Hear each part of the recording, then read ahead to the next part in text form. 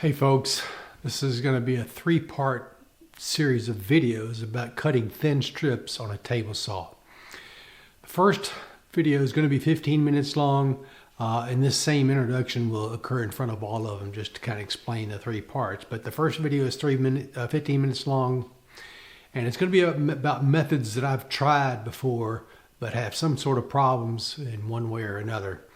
By the way, there's an exciting occurrence in this first video that's worthy of some instant replays, and so you want to be sure to pay attention to those. The second video is going to be 19 minutes long, and it shows me building the half fence thin strip ripping jig. And this particular solution satisfies all three problems: safety, reliability, and being able to do very thin strips, a 1/16 of an inch or an 1/8 of an inch, or even narrower in that regard. 1/8 of an inch and larger, you really don't need this particular jig. You can do some other things with it. The third part is 14 minutes long, and it demonstrates actually using the half fence method. Since we built it in the second video, we show you how it's used in the third video. And also in the third video, we're going to make a bent lamination out of a number of these thin strips that we make, and see what we do with that. I hope you enjoyed the series, and God bless you and yours. Hey folks, David Carroll here. We're going to do a video about how to make thin strips like this. These strips are very narrow, very bendy. These are a 1/16 of an inch wide. And what do we use thin strips for? Well, they can be used for bent laminations. See, I can bend that piece of wood because each strip it bends individually. If I glue it all together with it clamped up like that, it'll stay that way when we do that. I use it for as shims between drawer fronts to get each drawer front the same separated amount. I use them for edge banding on plywood. To cover up the raw edge of the plywood, and using solid wood. These are just old plywood scraps I've got right here, but I'll use those for a demonstration. But I'm going to show you how we make thin strips. The big deal with making thin strips is you got to do it safely, you got to be able to do it repeatedly, and you need to be able to make very thin strips, as thin as a 32nd of an inch. And so all those things are going to be important and something that we can do repeatedly. And I'll show you a couple of the ways that we've done it in the past, or that I've done in the past, that actually don't satisfy all the requirements. They're either dangerous, or they're not repeatable, or they're hard to set up, or whatever. So I'll show you a few of those, so stay tuned. Okay, one more thing. If you wait to the very end, I'm going to show you how to take these little scrap strips to make a bent lamination, by using the bandsaw to cut this kind of piece like this and put the bent laminations inside there and glue them together, and I'll show you how that works. Okay, we're going to use this piece of wood to cut thin strips off of. It's just a piece of yellow pine. It does have a knot in it, but I'll cut off this part that's free of knots and so forth to do this. And so I'm going to use the standard method of ripping any piece of wood.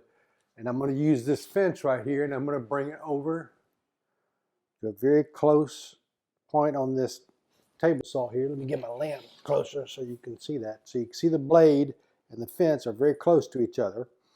And I want to get it to within a 1/16 of an inch, which is going to be pretty scary. This is really an unsafe method. Now I'm going to try to be safe doing this just as a demonstration to show you that this is not the right way you want to do this. And so let's see, I've got it set at 1/16 of an inch on the fence here. That's close enough because I'm not going to use this strip when I get done with it. But you'll see what happens. I'll turn it on and run it. I won't talk while it's on, obviously you won't be able to hear over it, but I'll soften it down and maybe do a voiceover as I'm doing it to let you know what's happening. So I've got a push stick here, but the push stick is going to actually hit that blade. But I've got the blade set to where it's just above the level of this. Now, normally on a piece of plywood, I would raise it up higher so that it's within the gullet for the piece of plywood. But since it's solid wood, you only need it up maybe an eighth of an inch above the blade. So I can use this, and I've done that numerous times, and I probably will use this to do that. But I'm going to get another push stick over here.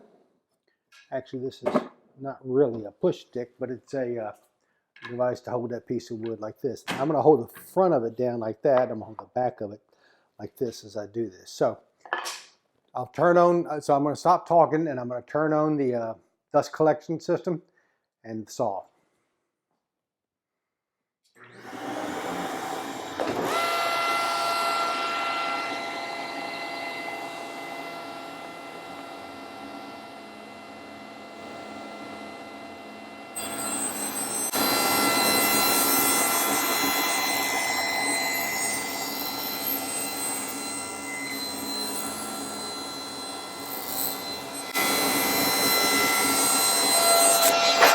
Whoa!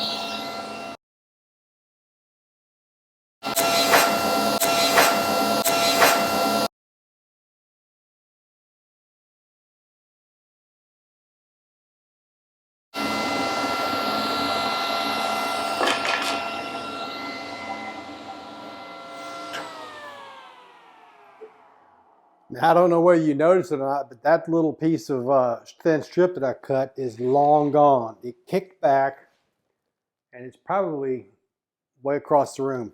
Hang on, I'll be back.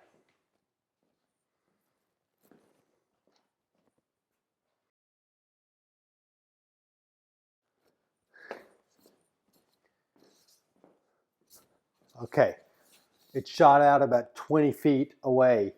And so here's the thin strip. Now, if I had been standing directly behind this, it would have come and hit me. It may have done some damage with that. But as it is, it just came out right beside me like that.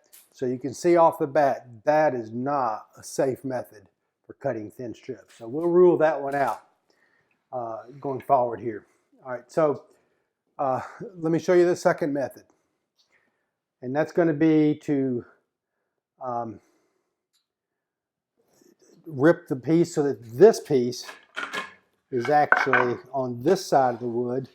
And I'm going to rip this off, and it will go through here, and this piece will come off, and when I get done, it'll just fall off over there.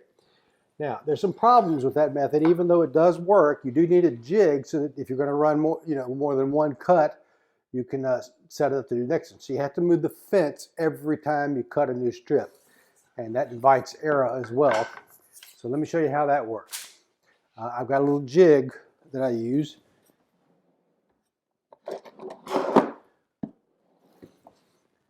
And here it is. It's got a little ball bearing on the front end, and it's going to sit there real close to the blade. And it's got a little place to go inside the miter bar right there. And when you tighten this down, it will tighten it against that miter bar. So if I tighten it down now, it's not moving forward or backwards or left or right. But here's one of the problems. As I come over here, if I measure it right here, then I'm going to have this too close to the blade, and I'm going to have it in between the blade and this, and it can still cause a kickback because this is like a fence on the left-hand side. So it really needs to be down here away from the blade and pushed over here. So then how do you measure it? Well, so there's two problems. One is I have to move the fence every time. Second thing, setting it up for that first cut is kind of difficult. I'm just going to guess where a 1/16 of an inch is, because this is just a demonstration. Once I get this fence locked down where it's got a strip that's going to cut off, I can push this over towards the fence. And I really don't know how hard to push it, but I'm just going to lightly push up against it. And I tighten it down, and now it runs back and forth. It feels a little tight. I'm going to push it a little bit lighter and then lock it down. And that does it. Now that's where, I mean, even that much of a difference, whether it's tight or loose or whatever, can cause a problem. So anyway, I'm going to run it again, turn on my dust collector.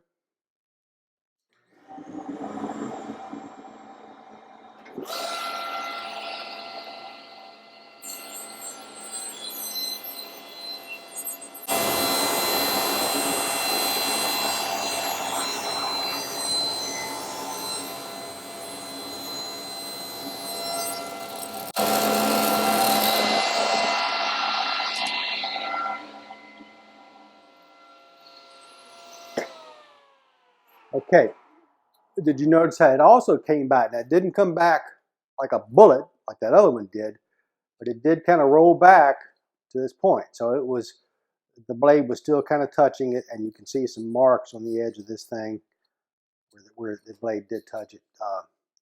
And it's going to affect the accuracy of it. But here's the problem. I want to cut a second one. And I can't cut a second one with the fence where it is, because it will be zero thickness. So I've got to pull it back to this point, pick the fence up, and I move it over and touch that ball bearing again. And I'm going to cut the second one. We'll just cut two with this method, but I want to show you the difference in measurements between those two. So turning on the saw again, I'll talk when I'm done.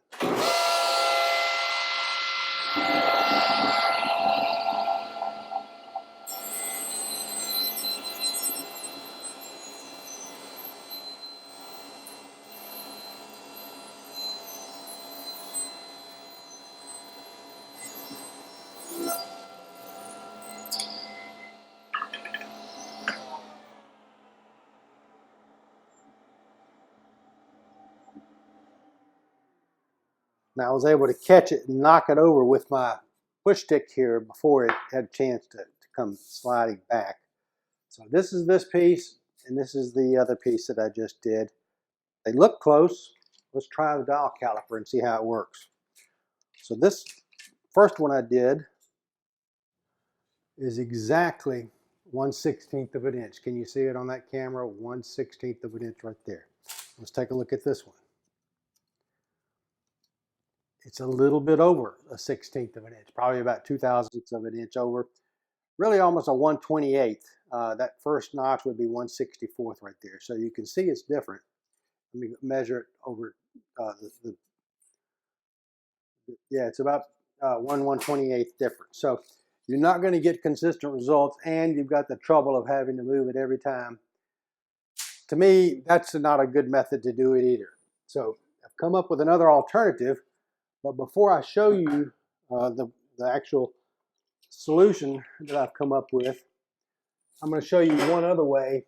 This is called the micro jig, and it has channels in it, and you can adjust the middle section wherever you want it in here, and the blade can run between these channels, and it's even got something on here so that you can drop it down and run this piece of wood through it. So what I'm going to do is I'm going to cut one more piece through this, and the only problem with this is you can't do anything more than 1/8 of an inch wide, because you don't want to be cutting into, this is the smallest little holder they have, and it's 1/8 of an inch exactly. In fact, I've actually cut into it slightly one time. Down here you can see that. But that'll hold the piece. It'll hold both the piece, the thin strip, and the other piece of wood, and it'll hold them together as you're cutting that. And this is done on the regular side of the blade. So I've got to set it up for 1/8 of an inch. I'll set it for that right there, and we'll use that. Now I'm going to put this right down. Yep, it'll go right between those blades. So I can hold this like this. I don't need to use this piece of it. If it was a small enough piece to where it would help to have this down on the fence, excuse me, on the table, then I would do that. But right now I don't need that. So this is a a specialty holding jig for situations just like this. And I've got this set up about where I want it. In other words, as I get close to this blade, you can see that at the front, this big piece is being held by these two legs, and a little thin strip is going to be held by this little thin piece right here with rubber on the bottom, just like the rest of it. So I'll do this. Now this is a long piece of wood to be able to do this correctly. Looks like I'm trying to think my battery's running down. Maybe it is. I don't know. But I'm going to try to do this piece now. So turn on the saw.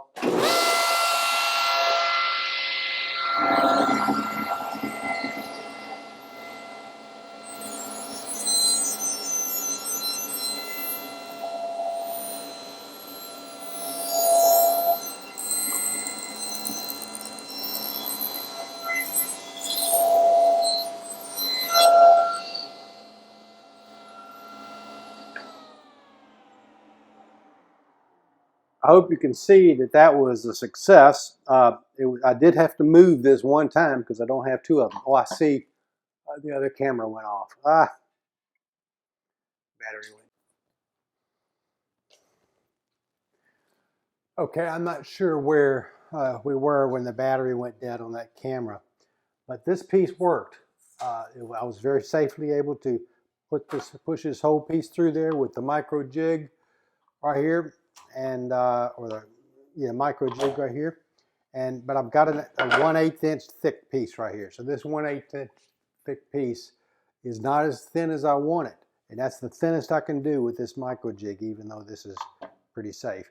But it is consistent. I can use this over and over again because this is a safe way to keep your hand away from that blade and also move both pieces together through that. So the micro jig is a good solution, but not for very thin strips. Okay, folks, so that's the end of part 1. Part 2 is going to show building the half-inch jig. And so please subscribe, click like, and click that bell to be notified of a new video when it comes out. Thank you for watching, and God bless.